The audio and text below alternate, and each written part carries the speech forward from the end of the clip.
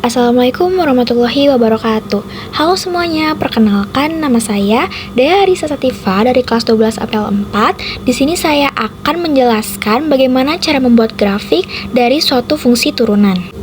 Nah, di sini ada beberapa langkah yang harus dilakukan sebelum membuat grafik. Langkah yang pertama yaitu kita harus menentukan titik potong dengan sumbu-sumbu koordinat, yaitu sumbu X dan Y. Yang kedua, yaitu menentukan titik-titik stasioner dan jenisnya, seperti titik balik minimum dan maksimum. Langkah yang terakhir, yaitu kita ambil beberapa nilai X untuk mendapatkan beberapa titik lainnya.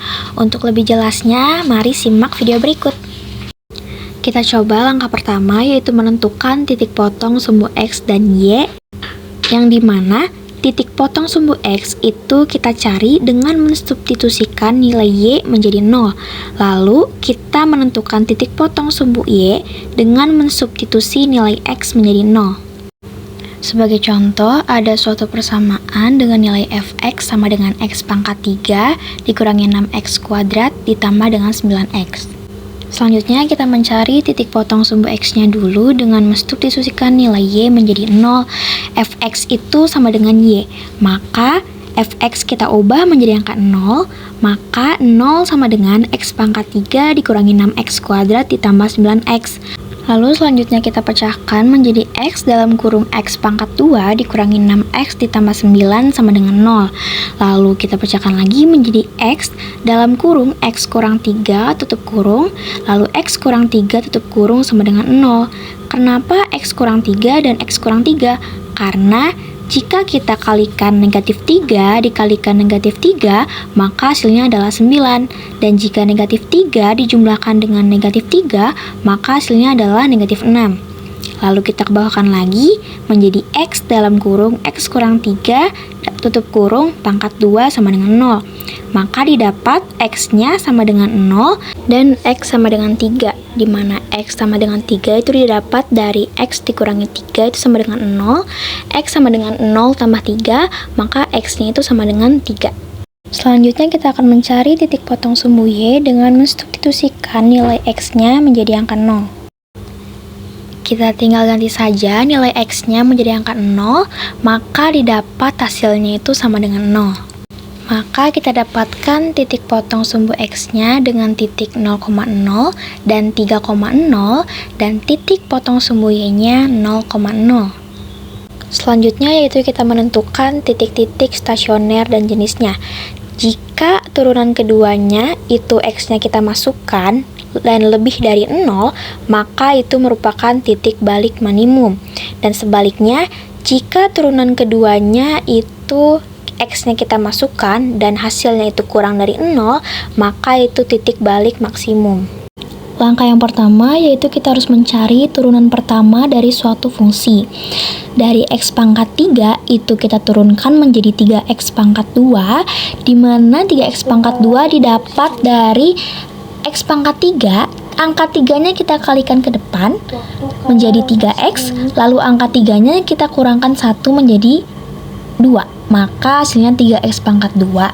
Dan setelahnya juga 6X pangkat 2 kita turunkan menjadi 12X, dan 9X kita turunkan menjadi angka 9. Supaya mudah dalam mencari faktornya, maka kita bagikan dengan angka 3 menjadi X pangkat 2 dikurangi 4X ditambah 3 sama dengan 0, menjadi X kurang 1 dan X kurang 3, di mana negatif 1 dikalikan dengan negatif 3 hasilnya adalah 3, dan negatif 1 ditambah dengan negatif 3 hasilnya adalah negatif 4. Maka X-nya sama dengan 1 dan X-nya sama dengan 3. Nah, selanjutnya kita menentukan titik-titik stasionernya dengan memasukkan nilai X yang sudah kita dapatkan tadi ke dalam fungsi yang awal. Maka di sini F1 sama dengan 1 pangkat 3 dikurangi 6 kali 1 pangkat 2 dan 9 kali 1 sama dengan 4. Maka titik stasioner yang pertama adalah 1,4. Lalu yang kedua, F dalam kurung 3 sama dengan 3 pangkat 3 dikurangi dengan 6 tutup kurung 3 pangkat 2 ditambah dengan 9 tutup kurung 3 sama dengan 3. Maka titik stasioner yang kedua yaitu 3,0. Selanjutnya untuk menentukan jenisnya, kita harus mencari turunan keduanya dari turunan pertama. Turunan pertama tadi ada 3x kuadrat dikurangi 12x ditambah 9, maka turunan keduanya menjadi 6x dikurangi 12. Maka kita masukkan nilai x yang tadi, 6 dikalikan dengan 1 dikurangi dengan 12, hasilnya adalah negatif 6, dan 6 dikalikan dengan 3 dikurangi dengan 12, hasilnya adalah 6. Maka negatif 6 adalah titik balik maksimum dan 6 adalah titik balik minimum. Atau bisa kita tuliskan menjadi F1 itu kurang dari 0 maka titik balik maksimum, dan F3 itu lebih dari 0 maka titik balik minimum. Nah, sebelum kita lanjut ke langkah ketiga, kita tuliskan dulu titik-titik yang sudah kita dapatkan, yaitu titik potong sumbu X-nya 0,0 dan 3,0, lalu titik potong sumbu Y-nya itu 0,0, dan titik stasionernya itu ada 1,4 dan 3,0. Di sini kita bisa tandai terlebih dahulu titik-titiknya agar mempermudah kita untuk ke langkah yang ketiga. Nah, untuk langkah yang ketiga, kita bisa ambil berapapun nilai X yang kita mau dengan syarat nilai X ini harus dekat dari titik-titik yang sudah kita tentukan. Maka kita ambil di sini 2 titik, yaitu di 1 dan di negatif 1. Nah, tujuan dari langkah ketiga ini untuk mengetahui beberapa titik lainnya agar kita lebih mudah untuk menentukan garis dari grafiknya supaya lebih tergambarkan. Nah, ini dari nilai X yang akan kita cari nilai Y-nya, di mana X-nya itu sama dengan 1 dan X sama dengan negatif 1. Nah, caranya kita tinggal memasukkan nilai X tadi ke dalam suatu fungsi, di mana X-nya kita ubah menjadi X yang sudah kita tentukan tadi, yaitu 1 dan negatif 1. Yang pertama itu F1, 1 pangkat 3 dikurangi 6 kali 1 pangkat 2 ditambah dengan 9 kali 1 sama dengan 4. Maka titiknya ada di 1,4.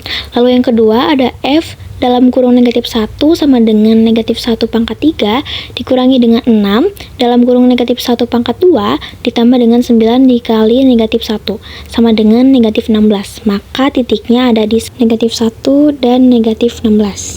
Lalu kita tuliskan titiknya di sini dan kita tentukan lagi tempat titiknya. Lalu kita hubungkan titiknya.